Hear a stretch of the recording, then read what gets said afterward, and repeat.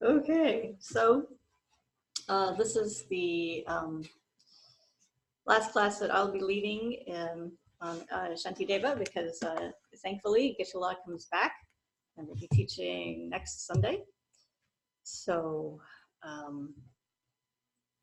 we still have a few more verses on patience to cover. I think we just reached a very interesting part of the topic, patience. We'll be talking more about how to overcome our attachment to fame and praise and honor and what that means. Previously, we were talking about overcoming attachment to more like to material wealth and possessions and the like. So, as always, we're going to start with a meditation. And then we'll talk about the verses, and verses are primarily we're talking about patience and how patience is the best antidote to overcoming anger. And then we're going to be doing an exciting group exercise. And then a closing meditation. So that's the plan for the morning. And one of the texts or the books that I'll be using is a collection of short teachings, I guess, by Lama Tuten Yeshe. It's called When the Chocolate Runs Out. And it's a very nice collection of short teachings on many of the topics that we've talked about, many of the classic topics. And one of the chapters in this book is condensed version of Lama Yeshe's teachings on how to meditate. And so I thought that I would just, it's so beautifully written, and I think you'll enjoy it. So we could do that. Yeah, we can do this. So this is called Watching Your Mind. So if you've never meditated before, or you've done it for some time, anyway, I hope you enjoy this. So sit comfortably with your back straight and just completely relax.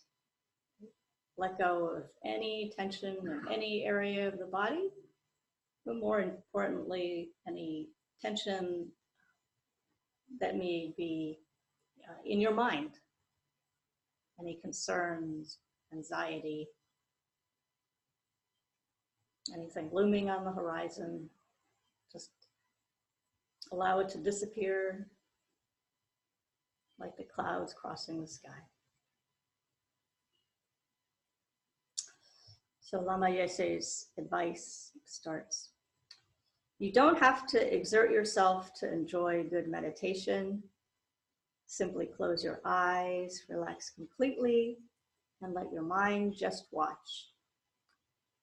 Don't expect bad thoughts to arise, and don't expect good ones either. Just let go and observe how thoughts come and how thoughts go. How pain comes, how pain goes. How the agitated mind comes and how it goes. Just watch.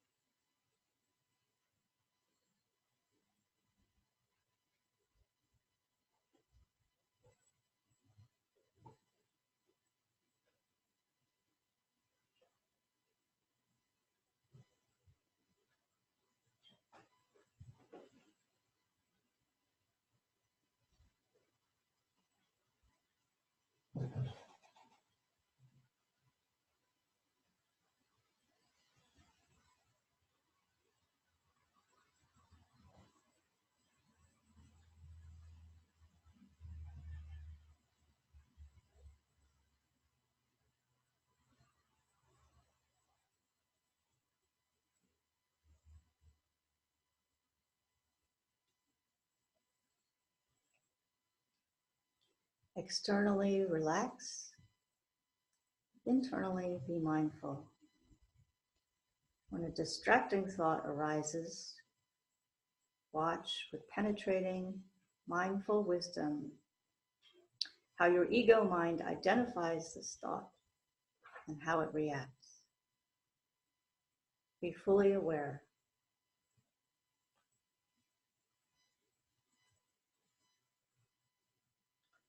And when thought objects disappear, then let your mind rest without any thoughts.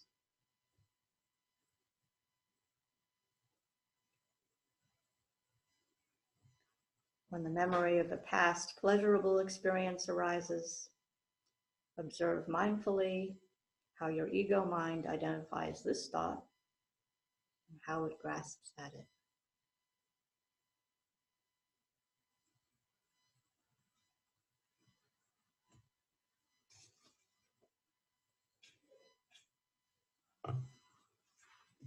Instead of rejecting this memory, just allow yourself to feel it.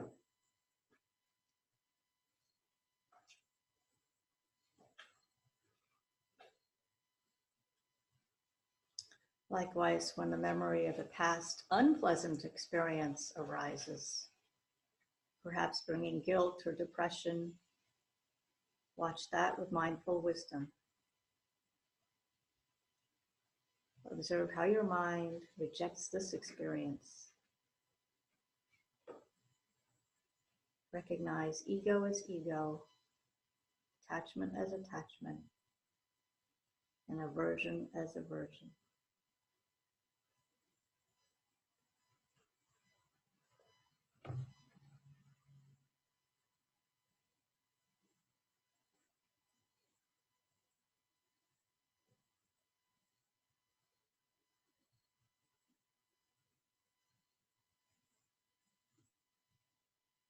Just relax. Watch how your body reacts to physical feelings and psychological states. Also how your mind reacts when they arise. Don't intellectualize. Just relax and let go. How does this feeling arise? When does it come? And where does it go?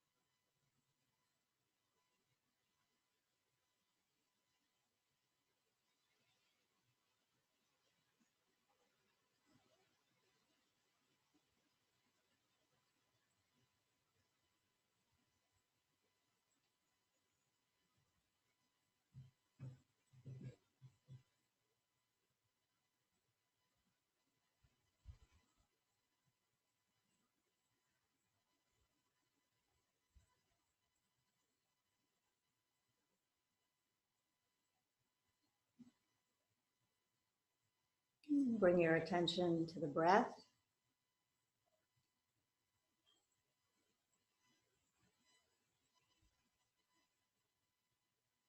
Following the inhalation, abiding, and exhalation.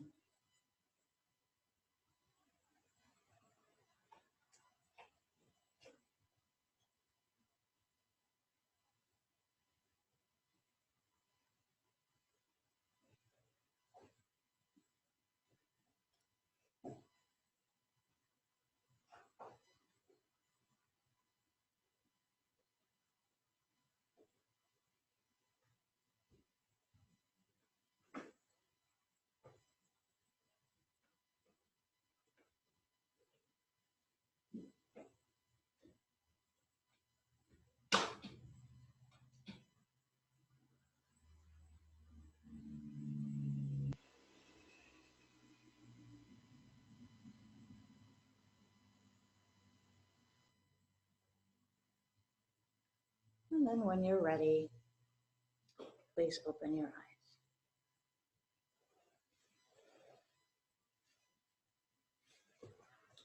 So that was actually an abridged version of the chapter. Just didn't want to leave you with the impression that I read the whole thing. So that was like a little bit over a page. It's a little longer than that. It's very, very beautiful. So I hope you enjoyed that. All right.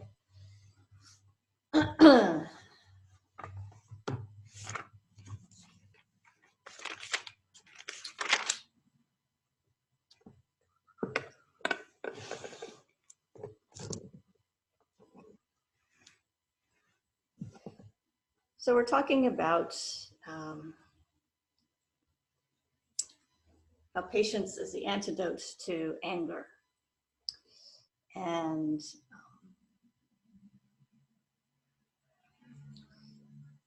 as a starting point for that discussion, then we need to investigate and explore who is, holding the anger, right? So what is the nature of ourselves? Who are we that are subject to strong negative afflictions such as anger, attachment, and ignorance, holding on to the self? And fundamentally, it's this tendency to have a dualistic perspective on a dualistic outlook. And it's that tendency for us to divide the world, to see things as in terms of a tension between what's internal and what's external. There's a sense of this arising, and for something to be a this, then logically there has to be a that, right? And so it's that tendency for us to think it almost like in pairs, right? So you can't have up unless there's down. You can't have left unless there's right. You can't have black. You can't have unless there's white. There can't be a me unless there's a you, right? So you see where I'm going with this, right? And so, so our mind, has this strong tendency to project a distinction between a subjective self, here, me, myself, I, right, versus, an external objective reality that's out there. And so it's that constant, tension that our mind has projected, that our mind hallucinates, that causes things to get really interesting, right? Because the minute you have that duality, that perspective that's dividing the world into you versus me, right, then all kinds of nonsense arises, right? And that's the reality that we buy into. That's the lenses that we're seeing through. And that's why, due to that perspective, and that strong tendency to feel that we are the center of the universe, me, myself, and I, right? Due to that, then of course we're gonna have problems. So Lama Yeshe says, this is on that section of the book that is called "Ego Barges In." So what is the ego? The ego is a mental concept, not a physical thing. Of course, symptoms of ego activity can manifest externally, such as when someone is angry and his face and his body reflect that angry vibration. But the expression, right, and the body language, all of that is merely just the symptoms of the underlying cause, right? So it's the symptoms expressing that strong emotion, right? So, which is anger, right? So, ego, similarly, is not an external manifestation, but merely a mental factor, a psychological attitude. So you can't see ego from the outside. So when you perceive them, he goes on to explain more about what this sense of I is. When you perceive the hallucination of the self-existent independent I, you immediately accept the existence of other. That other then appears as totally separate from you. If there were no I, then there would be no appearance of other. This imagined projected separateness is the source of this suffering world of samsara.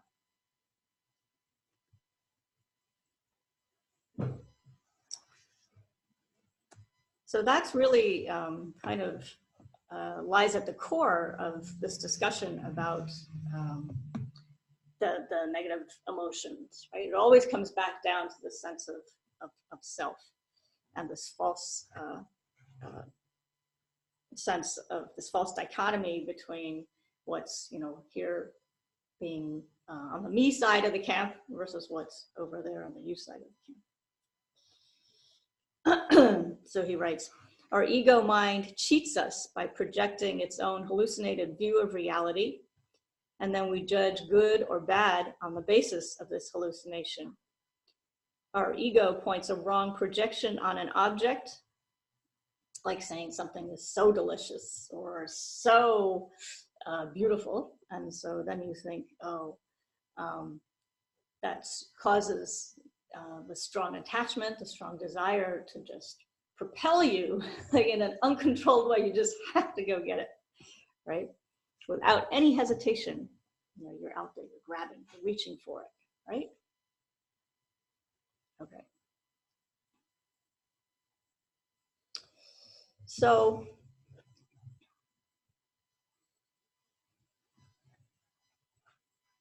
in terms of anger,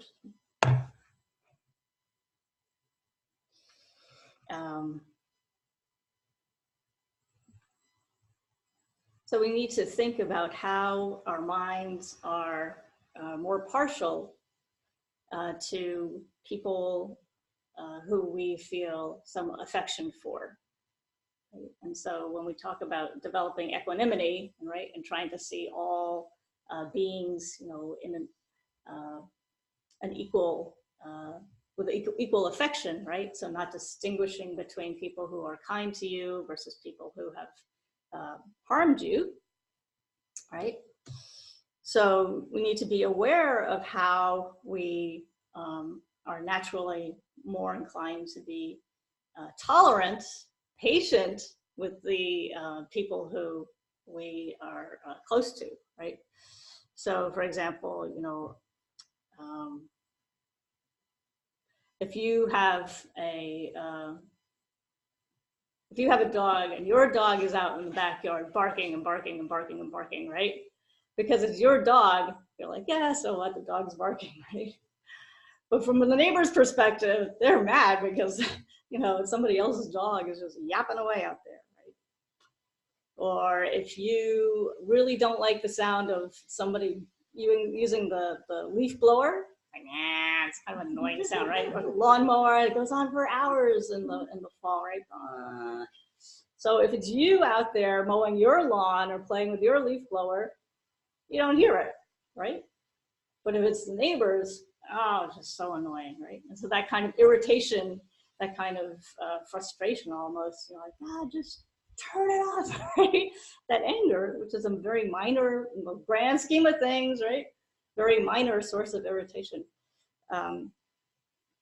is very different, you know, whether it's your problem, when there's something close to you, like your dog, right, or somebody else's. So that's just something to watch out for. Likewise, you know, isn't it, if you had a child, if you have a child, isn't it funny the way, you know, when the child does something good, right? Then, you know, if you're a parent, right, and you say, oh yeah, well, my son won the soccer game because he was the star player and scored the winning goal, right? And you're very proud of your son, right? But then if the son does something not so great, right? If he fails at something, then all of a sudden he's, you know, you talk to your husband and you say, oh, well, your son is the one who, you know, missed that winning shot at the, you know, at the buzzer, right? And it's your son. Okay. It's just, you know, not intentional. It just kind of happens that way, right? So, so likewise, you know, as we're trying to develop this sense of equanimity, then we need to be extend, you know, this sense of closeness to others, and almost not, you know, excuse people, but to see that we have these almost childish tendencies to act on our own ingrained impulses under the control of our negative emotions. Okay, so just a little bit of the quote here. Consider this. Say you have an only child, and when he does silly things, you know he's being silly. But because you love him so much, it doesn't bother you. You accept whatever he does. If he needs correction, you correct him. But because you see your child as beautiful and wonderful, even when he does something bad, you're motivated to work with your anger rather than directing it at your child. Okay? So you're close to the child, and so you're willing to put in a little extra effort to control your anger, to be patient. Truly, of course, a person need not be your only child for you to make this exception. If you come to understand the human condition and human nature at its deepest level, just as your positive view gives you choices when your child is naughty, so too will you be able to work with the foolishness of any living being in the entire universe. Just as you see your own naughty child as beautiful and wonderful, even amidst foolishness, so can it be when others are foolish. Okay? You know that he, like you, doesn't really want to be foolishly controlled by ego, but he's pushed into it psychologically by his own uncontrolled mind. He has no freedom, just like we have no freedom. Okay? Rather than making you angrier, you should feel the opposite, right? More compassion for this poor, foolish being oppressed by ego and attachment and completely mashed down. I wonder if he really said that. Mashed down, right? And he says, Lama Yeshe says, there's no need to, when we're faced, you know, with this situation, there's no need to intentionally think, oh, I have to generate compassion for this person right now, right? Like I have to generate compassion. You don't have to, because if you've been thinking about this, working with your mind, mulling it over and practicing in a sense, right? Then spontaneously the compassion will eventually arise, right?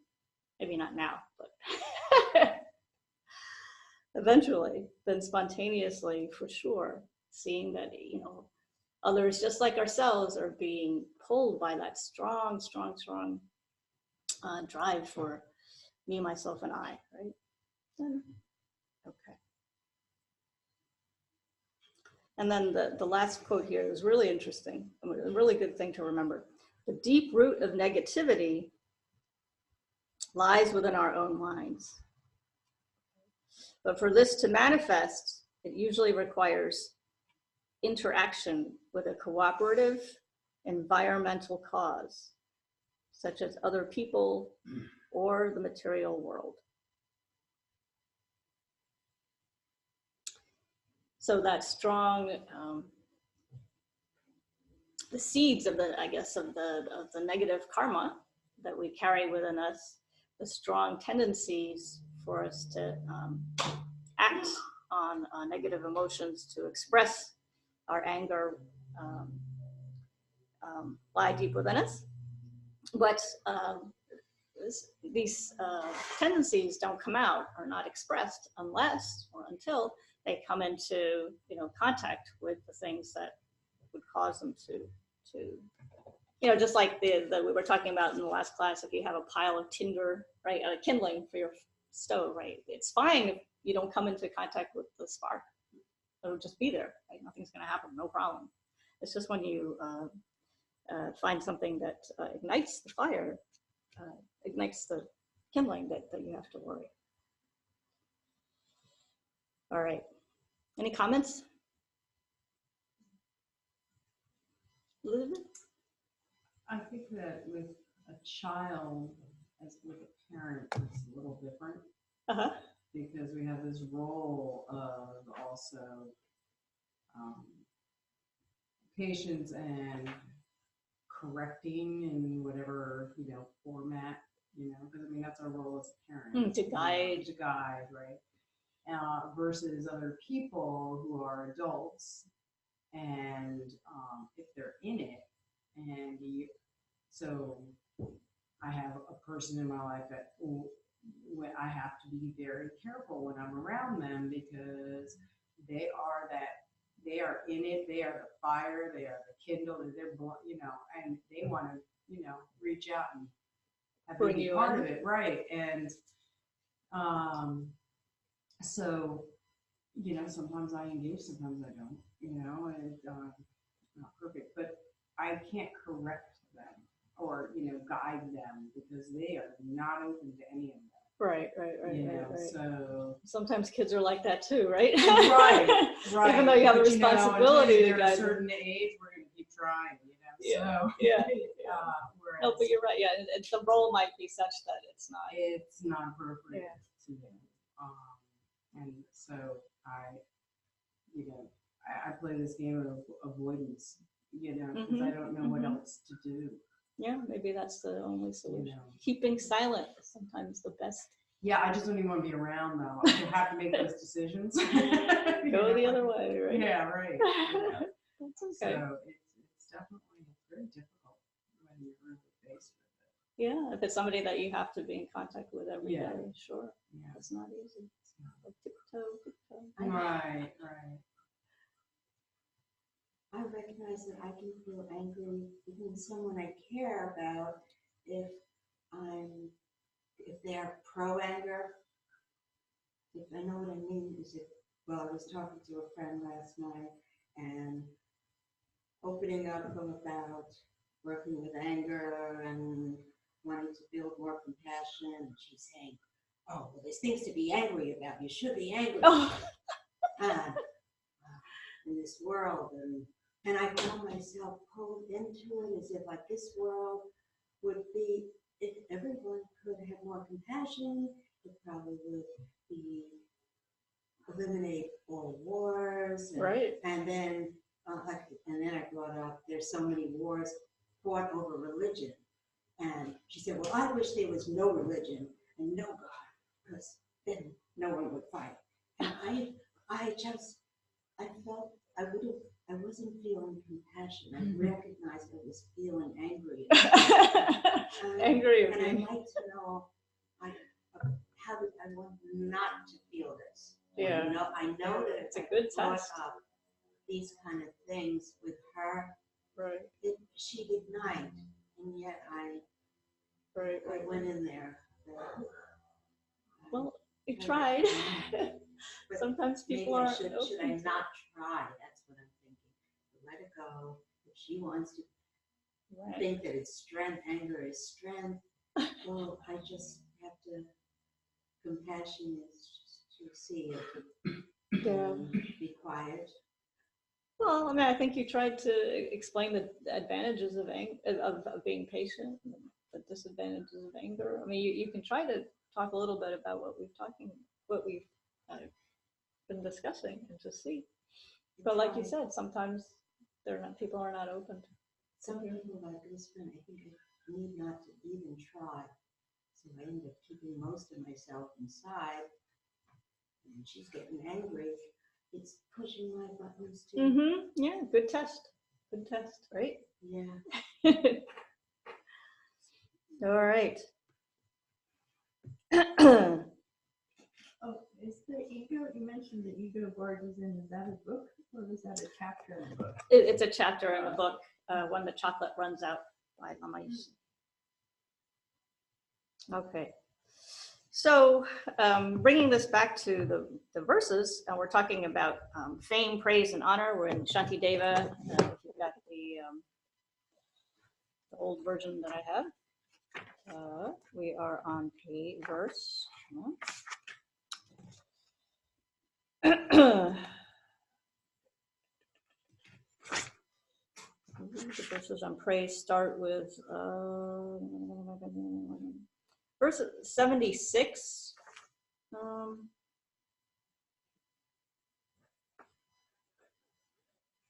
on. 79, when people describe my own good qualities, I want others to be happy too. But when they describe the qualities of others, I don't wish to be happy myself. Hang on, a little further.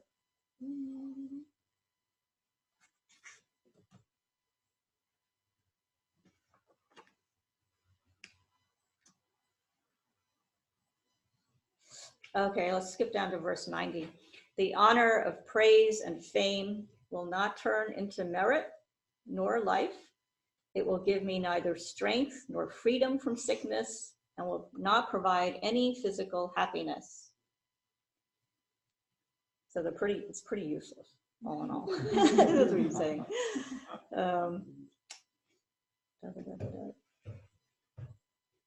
Okay, if for 92, if for the sake of fame, I give away my wealth or even get myself killed, what can the mere words of fame do then?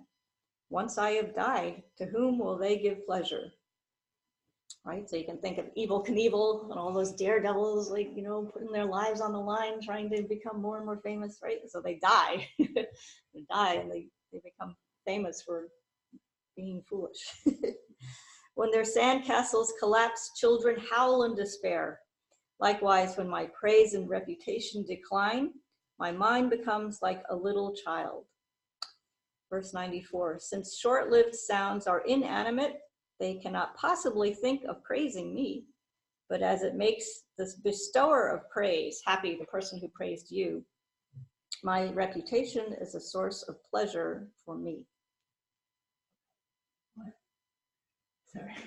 Since short-lived sounds are inanimate, they cannot possibly think of praising me. So the sounds of the praise themselves, the words, have no cognition to them. There's no intention between the sounds themselves, right? So that's not who's praising you. But as it makes the bestower of praise happy, my reputation is a source of pleasure for me. So that's kind of cryptic, right? But as it makes the bestower of praise happy, my reputation is a source of pleasure for me. The bestower is the one giving you the praise. Yeah. So my version has it in quotes, almost like it's a back. The reply. Yeah, so it's like, but it's the joy that others take in me. They have this in quotes. You say, are these the shoddy causes of your pleasure? So like, like somebody giving you praise. Well, they're getting praise out of praising me, so isn't that great? They're getting happiness out of praising you, but, right? But they're questioning, so that doesn't mean anything. Does that really make you great? Yeah, right. Stop. Being sarcastic? Yeah, it seems sarcastic to me. Okay.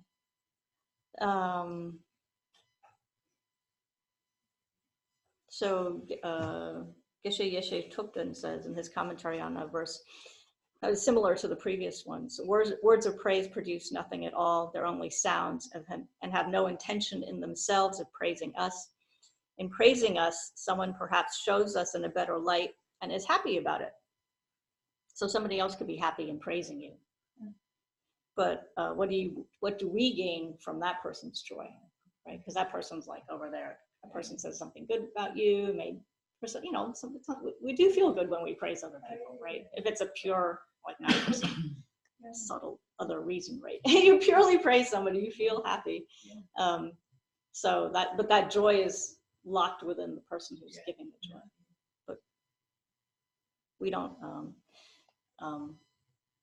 experience anything directly from that joy, right? When somebody praises you, then your ego inflates. You feel good. Well, okay, so the good point, right? That's the next point. Is that really true that we don't feel any joy when somebody praises us, right? Okay. Because we're clinging to the self, just like you said, Judy. A permanent sense of self, like, yeah, oh, okay. I got that. So one way of thinking about it is that I think that fame and praise are generally given more like, if you think of it as being given for a specific action, right? Like you did something. Why is somebody praising you? Well, if you think of it as, okay, I did a good job, I wrote a great book, I painted a great painting, and then somebody praises you, right? It's for that action, for that product, right? And not necessarily, seems like praise and fame are, that's most of the occasions when we get, when we receive fame or praise. I think it's rarer that, and you can disagree with this, but it seems like it's rarer when somebody just comes up to you and says, oh, you know what, they heap praise on you for just being like a good person or something. You know, like general character assessment seems like it doesn't happen as much as if you perform a certain set of actions, or you have a certain pattern of behavior. That seems to result in praise or fame. But we tend not to think of praise and fame in that light, right? We think of receiving like attaboys and stuff like that. We take it very personally, right? Take it very personally. So the question to you is, of what we've talked about so far, right?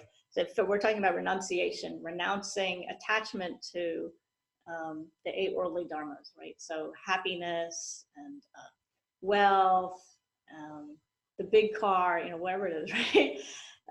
So of those, comparing those versus renouncing fame and honor and praise, do you see a difference? Which is more difficult to give up, to let go of, right? I think so. And why? Or does anybody want to disagree with that? Well, I think it's really driven by ego, because everyone wants to have a feeling of recognition and approval and self-esteem.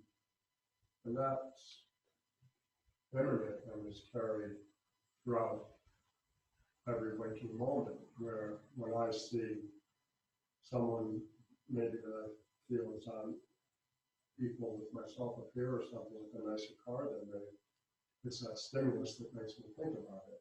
But right. When it's gone, if I don't see that. Right. That's a good point, right. That approval is, I carry that all day long. Yeah. It goes deeper. Exactly. Right. Very good. I think for me, praise depends on who's giving it. Okay, yeah. The same person who's pro-anger, when she praises, I can sense a barrier coming between us, because she's feeling some intimidation. So it's dividing us. Interesting. And I feel uncomfortable with the praise. I was thinking about why it's maybe easier to give up some of the material things as opposed to praise. It might be a little bit contradictory. You're giving up material things because you're trying to be a good, on a spiritual path, you're trying to be a good person. You have something to say, look, I'm doing this thing and to be a good person. But if you're getting praise, that's someone telling you that you're a good person. Right. So it might be harder to give up that because you're working towards being a good person. So I can see why it might be difficult to give up the praise, because that's an outside source Right, right, and that's saying right. It's something coming at good. you versus you're throwing, You're giving- you're going to Goodwill Yes. with your stuff. Yeah. Okay. Yeah. Yeah. A lot of good points. Yeah. Is there a certain element to the fact that I think as humans we want to establish the I? We're definitely we need to find it. And so when we can't find it, we look to other sources to reaffirm this. Others, yeah. And so it basically gives us, it bolsters the search for that I, when I think deep down we know that there is no I. And that's why we look for outside sources, you know, because we can't find it ourselves. To help us validate Correct. who we are. This false sense of I. Yeah. That's a really good point. Yeah. It's got to be there somewhere. So we see it in the eyes of others. I think there's a difference between, seeking praise and having it bestowed upon you. Okay. I just want to bring that up as a. Yeah, good point. Because one is much more grasping nature Good point. and maybe has some, ulterior motives. And whereas the other one may be a little bit more like what we do in meditation is it washes over us and then we can let it go. Good point. Undeserved praise. Right. That's an interesting one, right? Somebody gives you praise for something that you don't feel like, I didn't really deserve that. Even worse, if everybody else knows that you didn't really deserve it, that's a really uncomfortable feeling. It's like, oh. So you just kind of look the other way. And sometimes a critical ego can say, I didn't deserve that, when the real, I can say I, but there's no I, really did something good. Does that make sense? Did I express that? People sometimes are critical of themselves. Okay. So then they're hit with praise.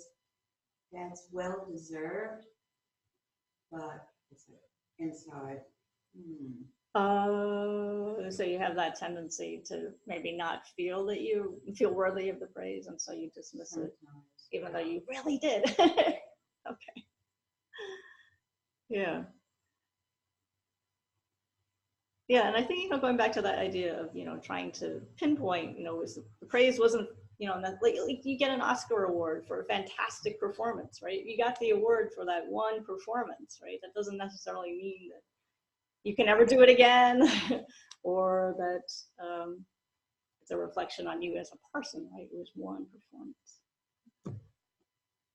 So kind of an extension of that, I think we have a tendency to forget that any and all accomplishment it's really never individual. There you go, There's yeah. so many other people involved. Exactly. And experiences in just life, and it's, if anything, it's an opportunity to maybe share that and recognize the contributions of others. Definitely. It's always a team effort. It's always that magic moment of many, many, many causes and conditions coming together and crystallizing, and boom, you get that star performance. Huh? A lot of people have trouble receiving praise. Let's say one woman says to another, or a man to a woman, oh, that's a beautiful dress, you look beautiful today. And how many people say, oh, I don't really like it, it's not that good. Well, that's a good point too. Yeah, it's not always so straightforward. Yeah. Good point. Okay, so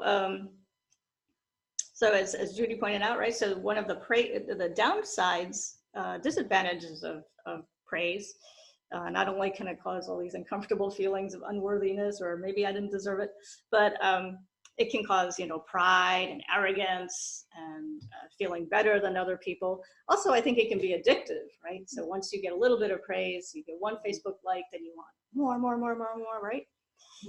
It's like, it's like popcorn or potato chips. You have one and then you have another one and another one, right? And then it puts a lot of pressure on you too, because if you, if you're songwriter, you know, and you release one fantastic song, then, oh no, what if my next song isn't a hit? You know, what if I fade back into, you know, anonymity? It puts a lot of pressure on you. And so studies have shown that children who get good grades, you know, in school, who get all A's, who get a lot of praise, a lot of attaboys, a lot of gold stars, they actually tend to have a more difficult time in life later on because they don't want to take risks, right? They've set the standard so high, they've been doing so well, they don't want to move out of that safety zone, right? Because if they were to, you know, fail, like try something new and not do well and fail, then their whole world would, you know, collapse. Versus, you know, the average kid who's bumbling along, trying this, trying that, they're not particularly good or talented at anything, but, you know, they'll just try it, right? Because they don't have that pressure of having to succeed, having not to, you know, disappoint their parents, etc. Okay. The other thing that seemed weird, I'm just kind of going off on a tangent here, but doesn't praise seem kind of random these days? Like, it seems so arbitrary.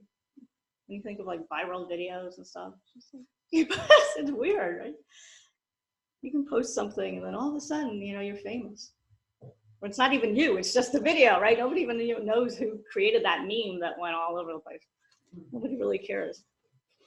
Okay, so praise, you know, these days has like a different vibe than it did when this was written. It can manifest in different ways. Okay, so let's see if we can do this.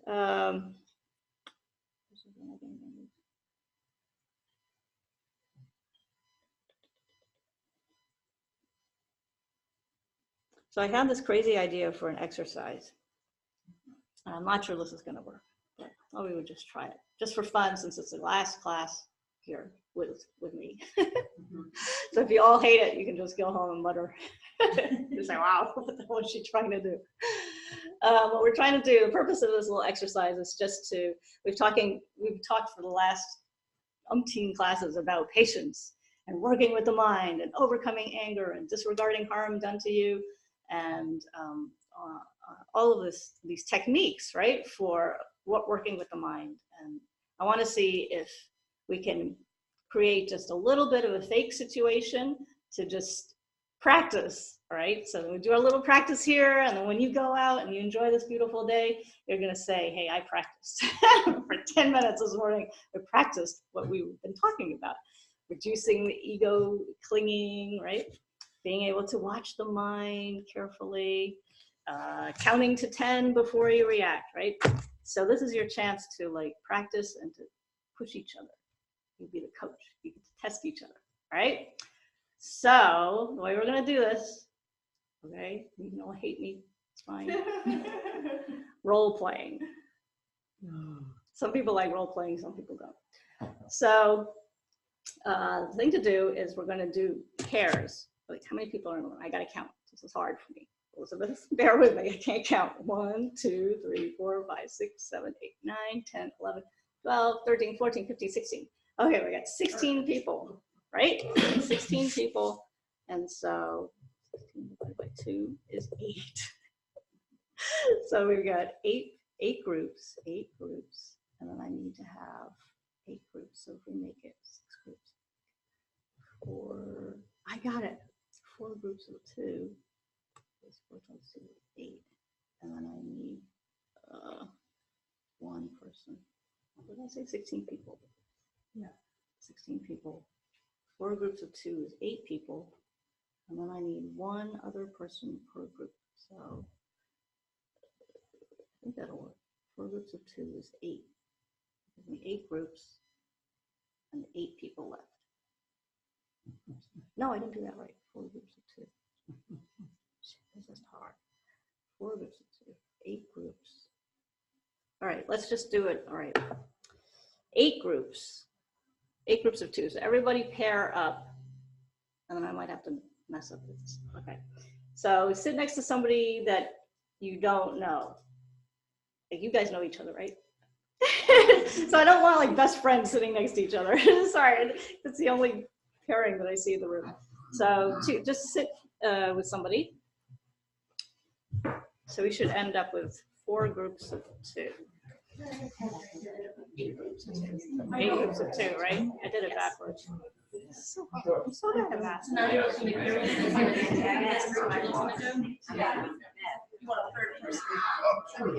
8 groups of 2, right? All right, so 8 groups of 2. Okay. 8 groups of 2.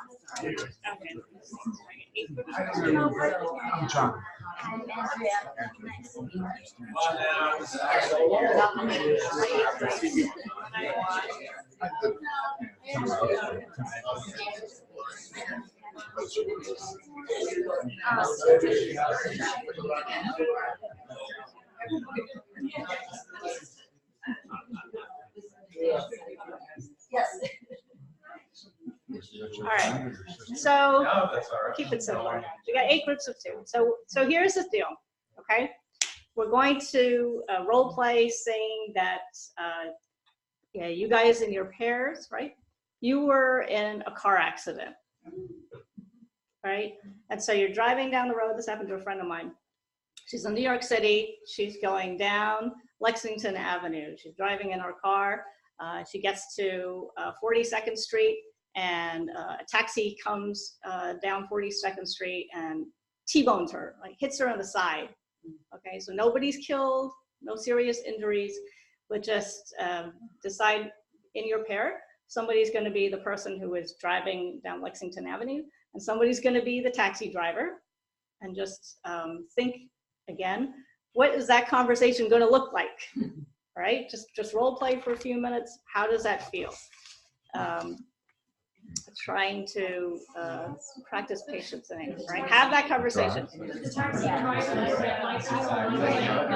Yeah, so the taxi driver goes through the red light. You can decide.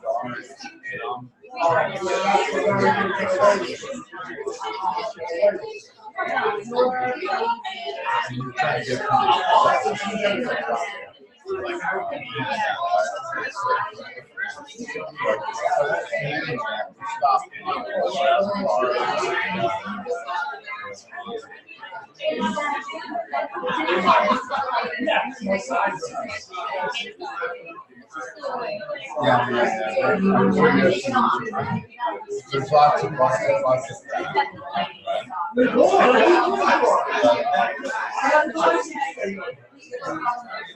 I've been in accidents before. Pause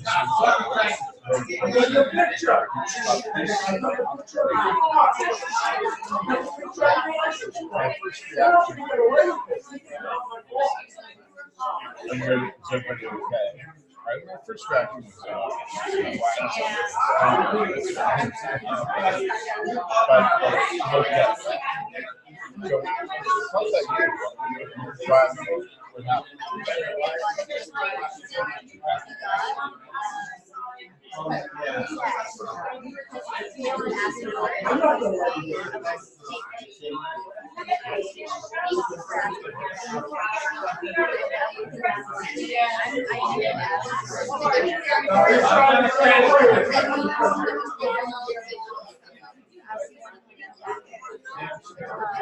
Yeah, so you would be feeling bad about yourself,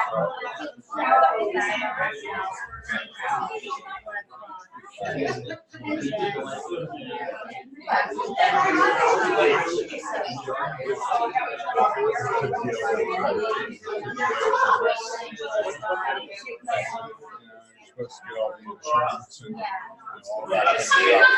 And actually, probably get out of the intersection. All these cars and people are on the road. So now we probably have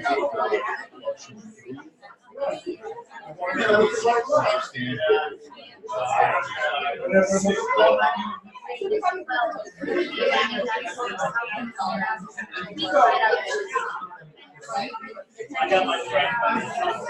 right. So I'm just imagining maybe I have to like move it up. I'm thinking this is actually going south. This is 42nd Street across. So now we're kind of in the intersection, right? So maybe I'm going to move my car over here and maybe control it behind.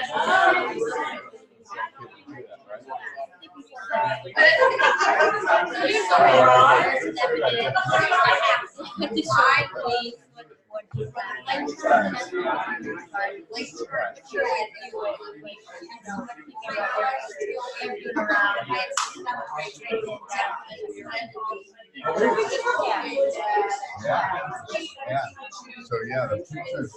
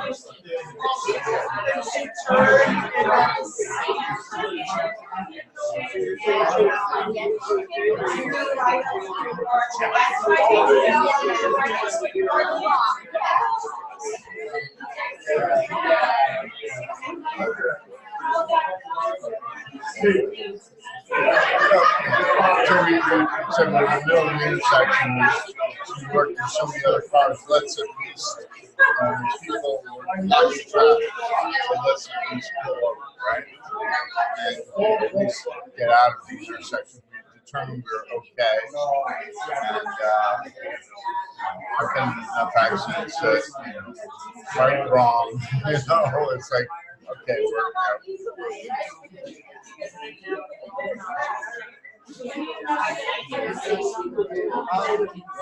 I was angry. My tendency was just to be angry at the situation myself. I was like, oh, this is like, oh, I don't need this. I don't need this. Right. So actually, I have to tell a funny story. I actually have a video of it. A few years ago, I was on 6th Avenue in an accident where this Mercedes kind of pulled up beside me, and I was trying to get I was trying to make a right turn from the center lane. And anyway, so we had a little friendly bender, and she immediately got out of the car and just started yelling at me, right? And I said, let's pull up over and let's get out. And she was all upset, but I could also tell she was kind of savvy. And I said, well, let's what do you need? I said, she needs some money, you know, and she's on the phone with her husband, and she wants to call the police, and it's all this, you know, like a lot of trouble. I'll pay for it. But I want to make you money. I don't need it. And so I actually said, well, how much do you think it's worth? I said, my bank's right there. Let me go to my bank. I went to the bank and I took out and gave her $800. Right? I gave her $800. Said, see, you know, and actually, I took a video of me handing her the $800, saying that this is for, you know, the accident we just had, and this satisfies everything. Anyway, so that was done. I was lucky I had the $800, you know, but this is different, and you know, it's kind of like the only thing that really matters is deciding okay, right? And that's what you can recover from that, and then not making it worse. You know, so not making it worse is like, okay, everybody has to have insurance, right? So take a picture of the license, give you a picture of my license, just exchange all that information. New York City cops don't care about accidents. They're just annoying. But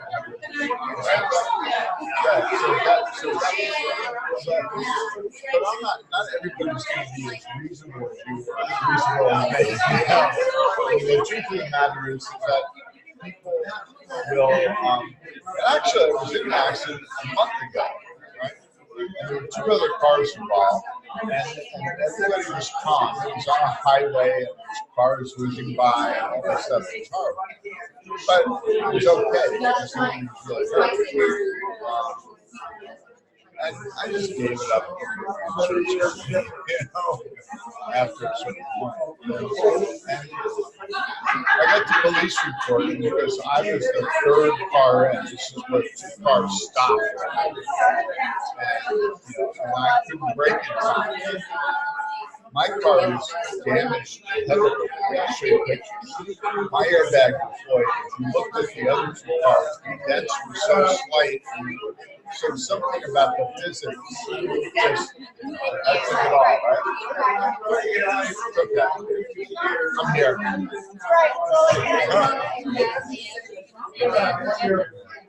So we're 2 years old. All right. Back to work. I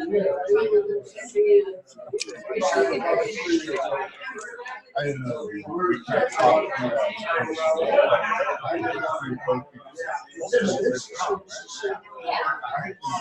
All right.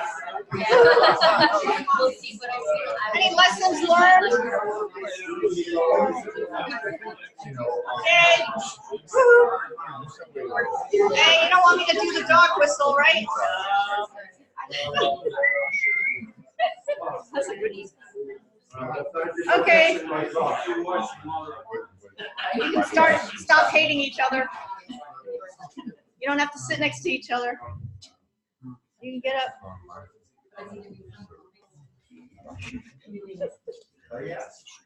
Was there any value in that exercise? Was everybody like able to keep it together? How did you feel? I mean, one of the ideas, one of the reasons behind doing such role-playing exercises is also to get into this experience of the sense of I, right? And so, you know, sometimes the I can feel kind of squishy or not very easy to pinpoint, right? But when you're in a situation where there is some conflict, right, that's a perfect opportunity to say, oh, there's the I, right? Because it's very obvious. You don't always have to just go, you know, hang on the edge of a cliff and look down, right? If you have a fear of heights, then that sense of I jumps up, right? Very clearly. But more often, it's in a situation where either you're feeling strong attachment or strong aversion, there's a sense of conflict, okay? So I hope that, if nothing else, that gives you some additional practice. I don't think we really need that practice. But anyway, anything you want to share? I don't know how to deal with a world if it's coming at me real hard, and just be compassionate towards, let's say, an infuriated other driver, and to not get that very well, it could be that the policeman is also believes in anger and standing his ground and would interpret my, if I could be compassionate and state my reality, how to do that. And I could end up being carted off to jail because of it. Because I'm not going with the majority of people who would think, you should really fight. And that's being strong because you believe in what you want. I don't know. do you think that would happen? What? If you took a more relaxed and let it go approach, you think that you would end up going to jail? Because everybody else is more used to or more expecting you even if to I'm not fight them? letting it go, but if I'm saying it in neutral voice, Yeah. how I see something. I think I could stand in that place, Yeah. but someone else might interpret it. I don't believe it strongly enough because I'm not fighting for it. Because you might come across as being weak, Yeah. and so somebody else might take advantage of you. Yeah, I suppose it's a strong thing that there's a choice to. Did that come up in any of the other groups that somebody was maybe not pushing hard, was kind of like, why did everybody like fight back? No. My lawyer advised me not to say anything. Boy, I am on the phone. that was a quick conversation. Pat just decided to give up on us. He said, I have to get my supervisor. That was true. Oh, that's another way.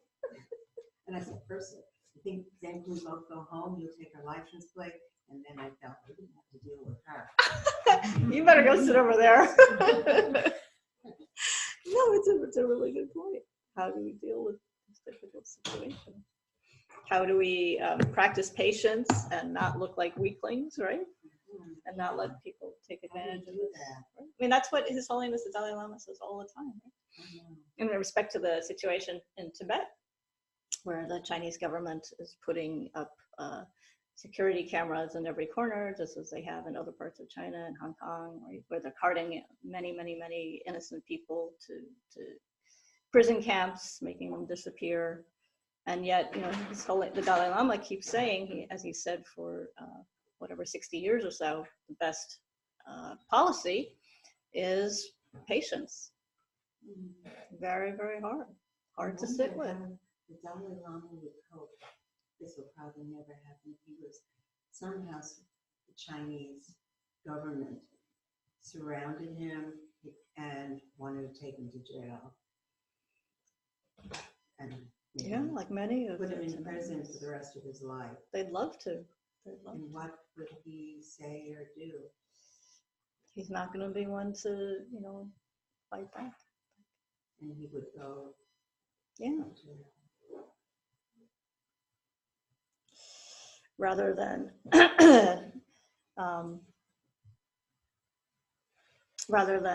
so that comes back to this question of short-term versus long-term consequences, right? So if you allow yourself to become angry, then you're cheating yourself out of your long-term happiness, which depends on practicing virtue, not allowing your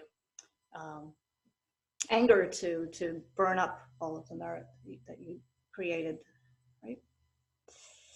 So, and then if you really are continuing to practice patience, then we can get to the point where when somebody is insulting us, is doing great bodily or mental harm to us, and instead of becoming angry, what do? Compassion arises. We rejoice. We thank, the person who's tormenting us with open arms. And the reason for that is because how do we purify? So we've accumulated all of this negative karma, in this life, previous lives, if you believe in that. But anyway, even just within the confines of this one life, we know that we've created negative karma from harming others, right? So negative karma is created primarily in the context of causing mental and physical harm to others. And so the best purification, how are you going to get rid of all of that negative karma? Right? We don't want to end up suffering in the future. So we need to rid ourselves of this negative karma. And the best way to rid ourselves of it is then to purify it on the basis of other sentient beings. Right? That's the most powerful, the purest, the best way is to then practicing patience with others when they harm us, disregarding the harm received from others, not causing the other person to accumulate more negative karma. Right? So if you match anger with anger, then all you're doing is dragging the person who's tormenting you down to the lower realms with you. Right? So you don't want to do that. Instead, you want to see that person as a teacher, as your sparring partner, right? The person who you're practicing with, what's the alternative? How else are you going to purify the negative karma? You want it so badly to get rid of it, right? You've accumulated negative karma. How do we know that? Because we keep running into misfortune, right? Bad things happen all the time in our lives. We encounter so many difficulties, not just car accidents, but sudden loss of income, sickness, separation from our loved ones. Right? You never know when it's going to happen. All of those obstacles, those problems, those sufferings arise. That's an indication that, right, and just the fact that we're born, the indication that we've accumulated so much negative karma. So for those practitioners who are very advanced, then their spiritual practices, such as doing 100,000 prostrations, such as doing 100,000 mandala offerings, 100,000 mantra recitations, et cetera, et cetera.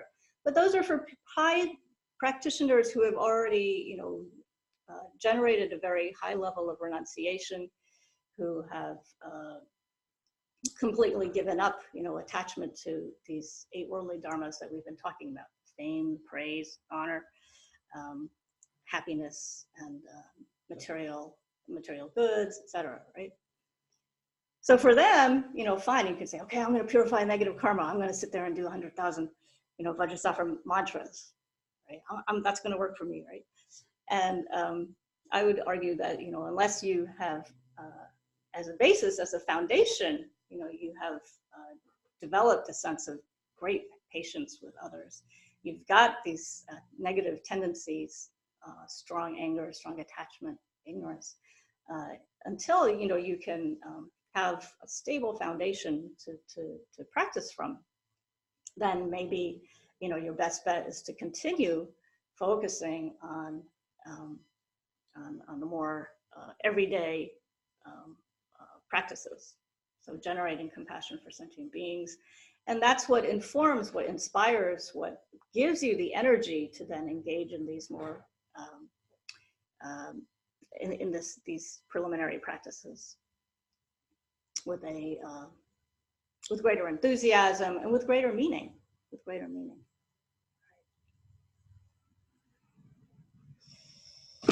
Okay, so, almost out of time. A few more minutes.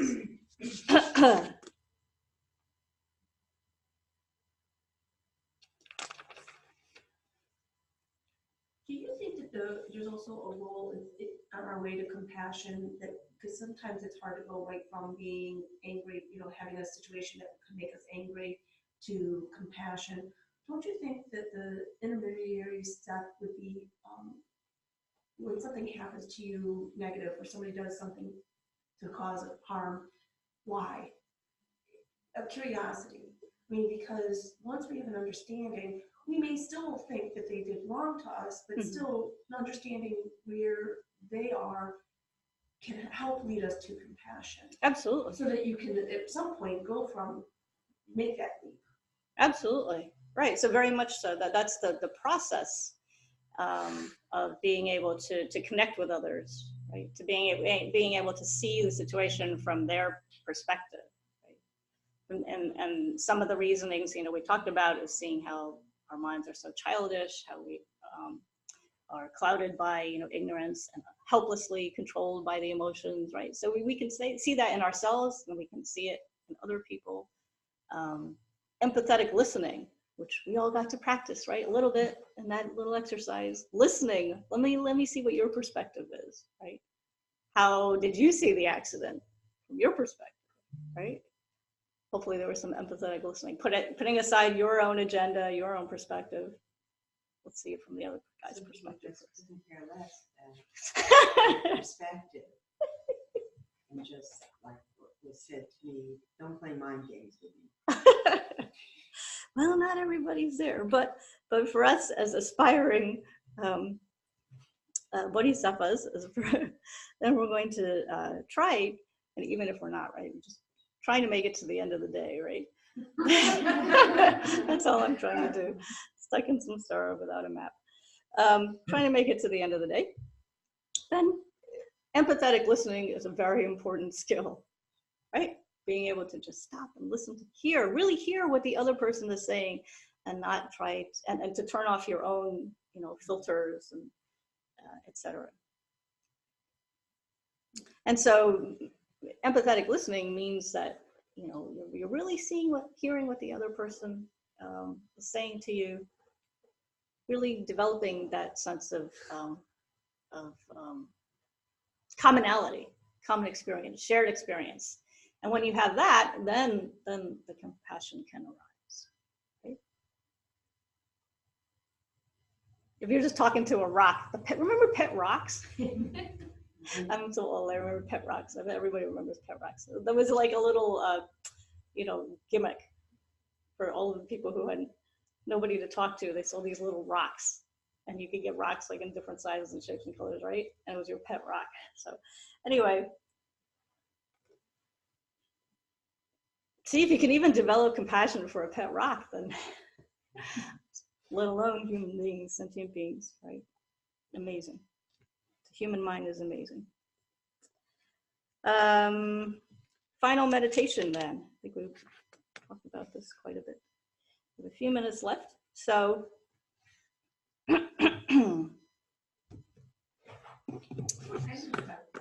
yeah, please. I've been going to therapy lately because a lot of stuff's been coming up in my life, including at old age. It's hard to accept some of the stuff. But anyway, one of the things that came out was that I don't have any self-compassion. And so we're working with that now. And it's interesting. It's interesting. I think I'm a compassionate person, but when it comes to me, it doesn't seem to apply. And definitely the starting point. Yeah. Right? Because you really can't have compassion for anyone else.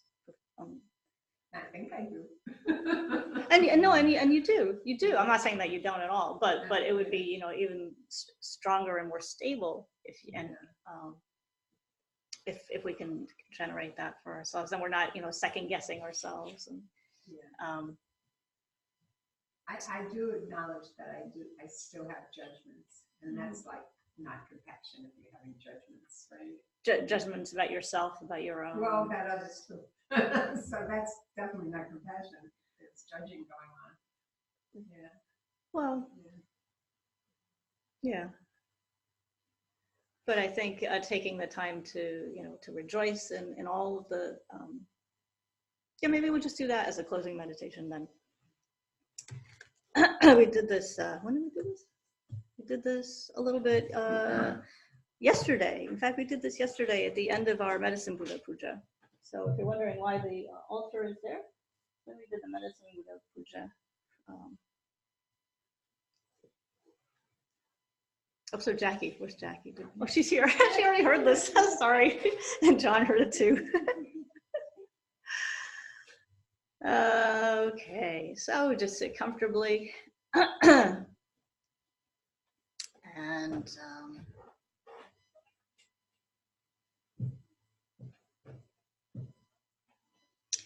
relax from the top of your head all the way down to the bottom of your feet. Taking a few good deep breaths.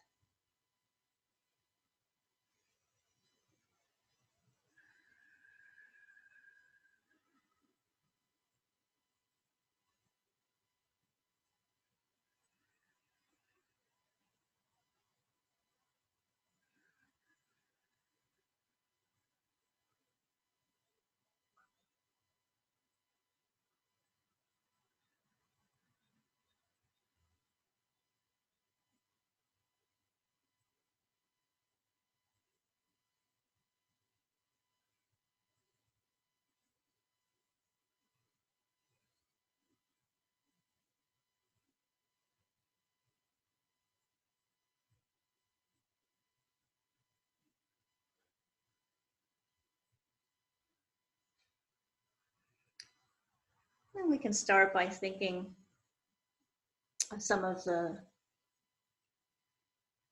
wonderful things that we've done in the past to help others.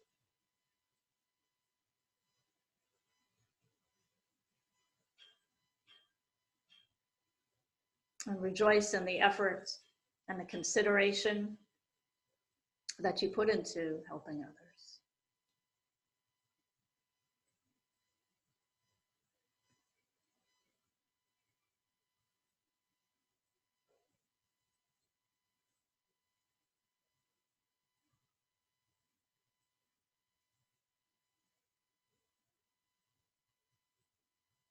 It can be anything, helping a neighbor,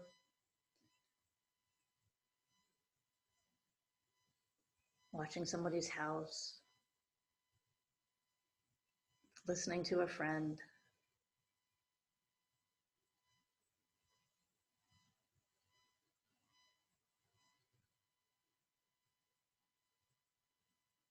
A spontaneous act of kindness.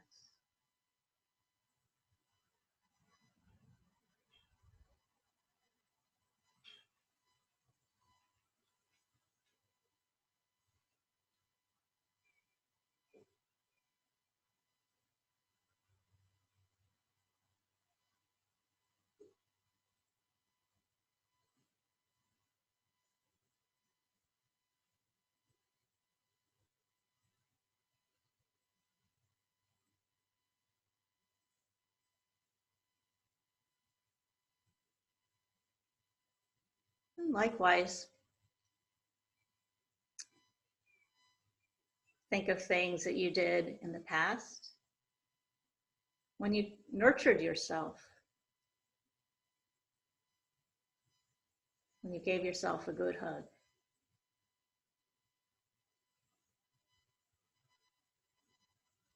When you allowed yourself the luxury of letting go of concerns and any pressure from outside.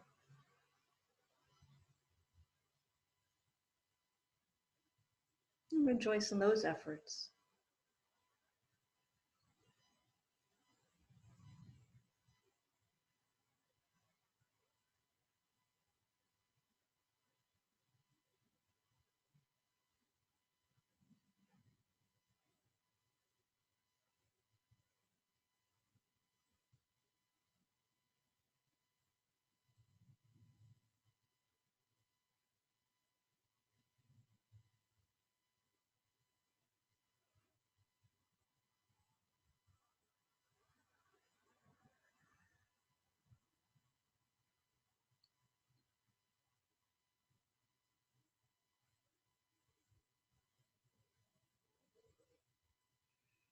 And then in the present time, think of things that you're doing now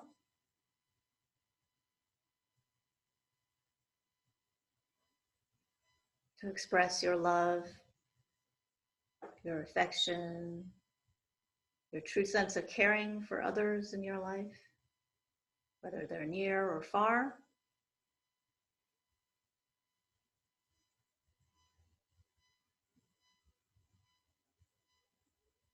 Rejoice in all of the merit that you're accumulating.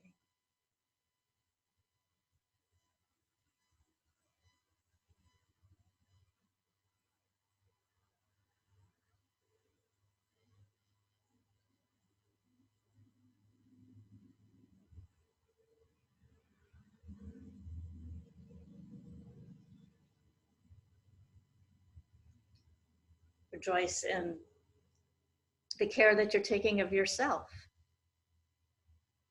the efforts that you're making to generate compassion for yourself.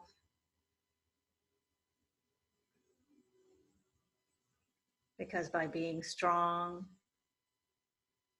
confident in our own abilities, then we're able to extend a helping hand to others.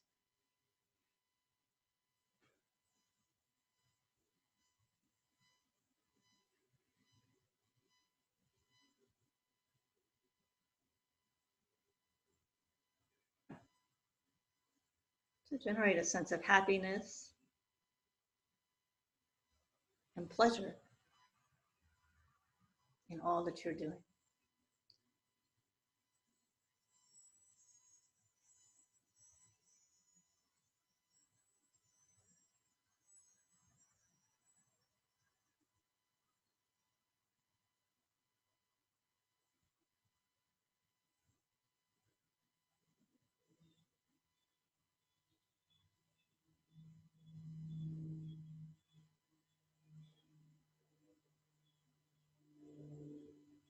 And finally, looking to the future, we can rejoice in all of the merit that will accumulate in the future by continuing to increase and increase, to grow and grow our love, our compassion, to work with our minds to overcome the negative tendencies. Because by uprooting the weeds of anger and envy and greed and jealousy, as all of those weeds of unhappiness are pulled out of the ground, eradicated from the roots, then that clears the soil, clears the ground, allowing all of the seeds of compassion to flourish.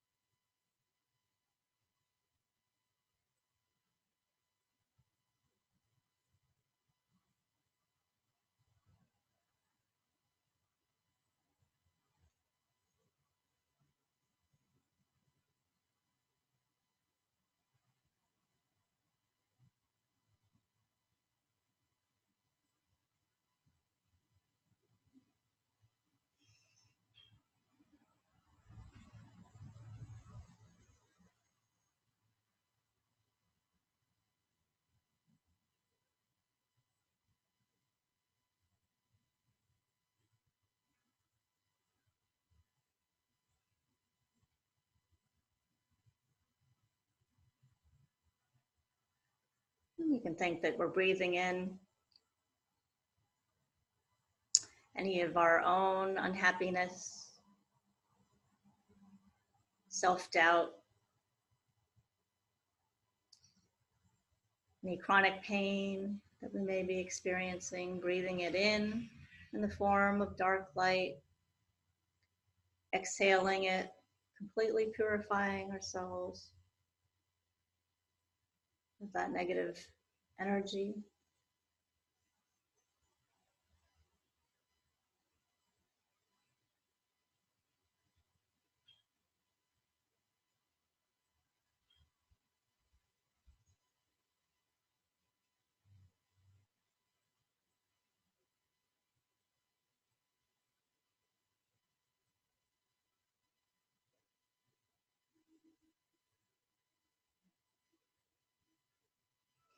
Negativity accumulated in the past, experienced in the present, dragged into the future. I think that all of that, inhaled on the inhalation in the form of black light, exhaled,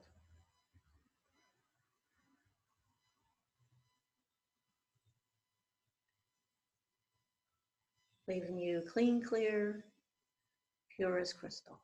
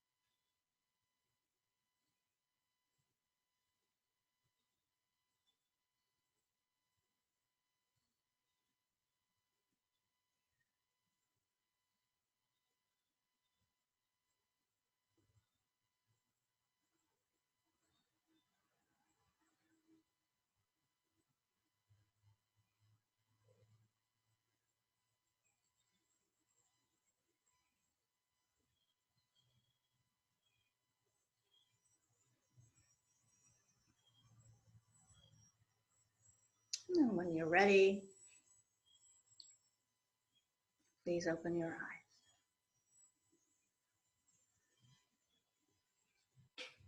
Okay. So we accumulated a lot of virtue. Don't blow it.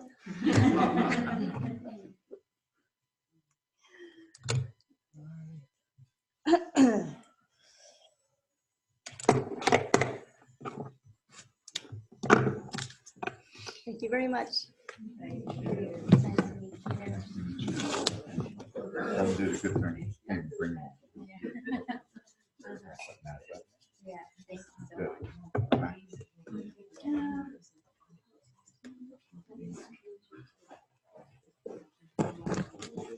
Oh, well, we took it. I'm sorry if I went overboard.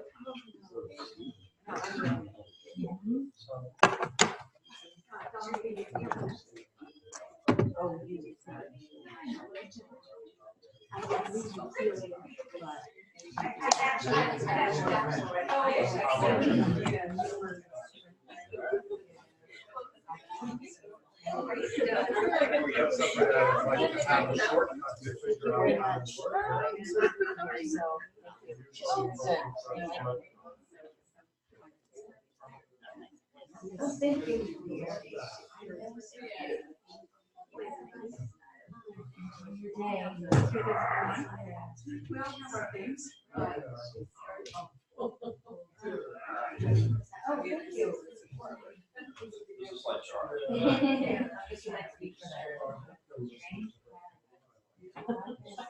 I know, right? That's why I bought it, because I have no idea what it is. It's not like the place I was.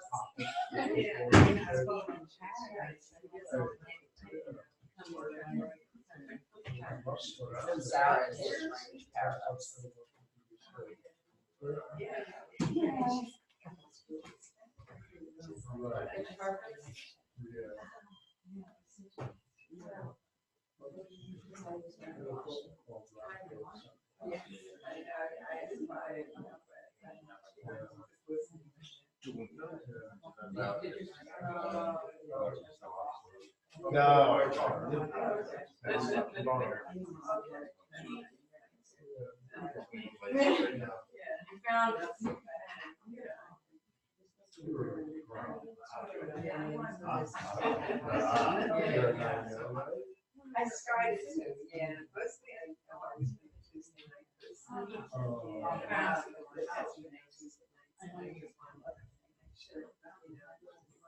Yeah.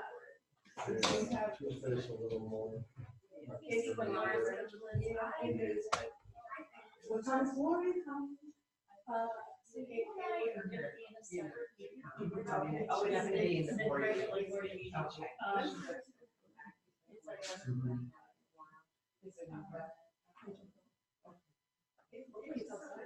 Yeah. Okay, that's fine. This needs to be. Yeah.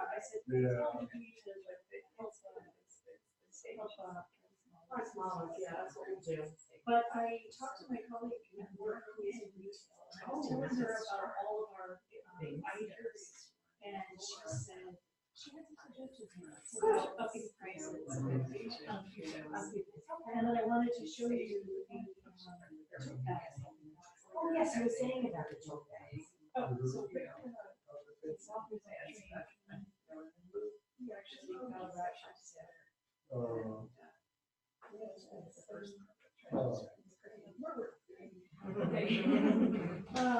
Probably close to a year on and off. He has not. And we're gonna shoot it at half. Headed to it, or you feel like what's Getting through.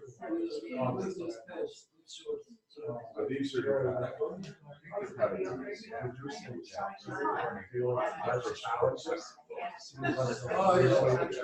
So expensive. The bear outside? Bear. Oh, the bear, yeah. The bear, yeah.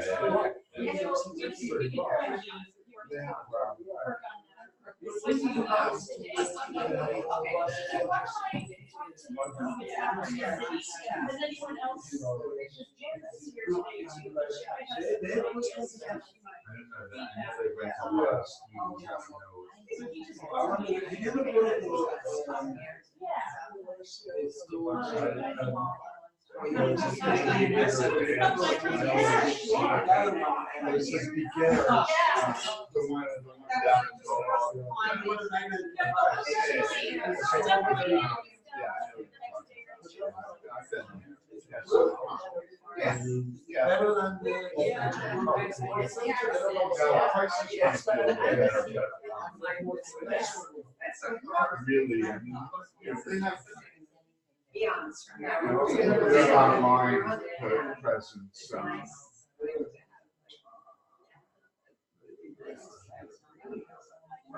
Yeah. Listen.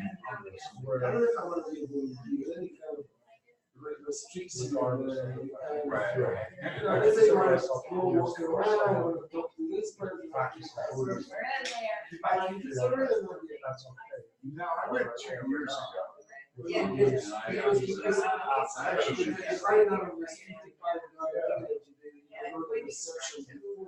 So what's in the reception? You just talking to people? I don't, there's actually a, looks like they have a couple of speakers, a little hour symposium about that.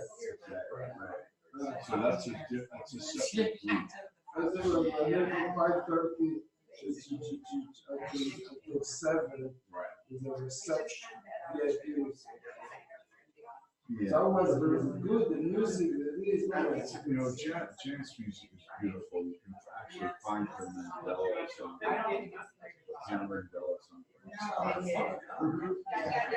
She's great. I thought the overall. Excuse me, if any of you guys are coming to the meeting at 1:45, Gloria said she's going to be 5 minutes late. Gloria's going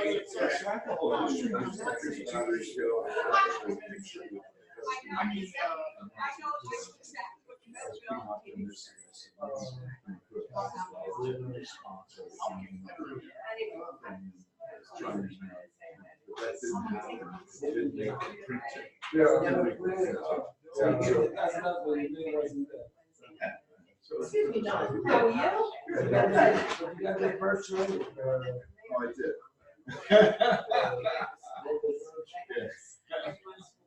It's okay. But I'm curious because, I'm trying to figure out who all people are on the board of this group. And,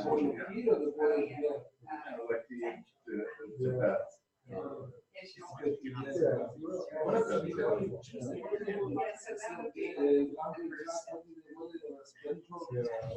Yeah, it was just Oh, on the phone.